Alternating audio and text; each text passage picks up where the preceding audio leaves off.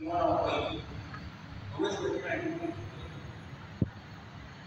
Ndio mara moja kuweza kaifa yastaki hivi walodogo anakwenda kitamwaje kivuli sawa sawa, kitasimamaje kivuli sawa sawa wakati mti wake umepinda.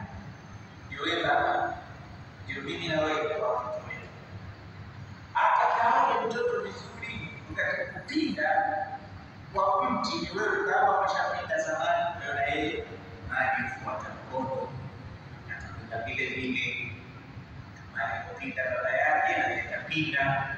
Na wanasema maisha anaanza famama, mtu mwenye kufanana na baba yake hajavurugu, kwa sababu alibaba ndivyo mwana, alibaba ndivyo mtoto, na mtoto ndivyo baba.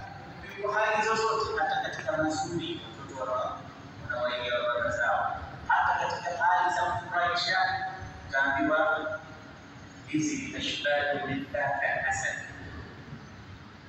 Hawa watoto wa Simba na Simba hivi wanapita pale kwa wanapita mzazi wao au baba yao.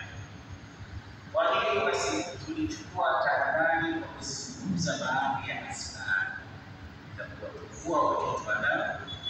Tukasema ya kwanza ni mfukara unaopiga kambi katika baadhi ya familia.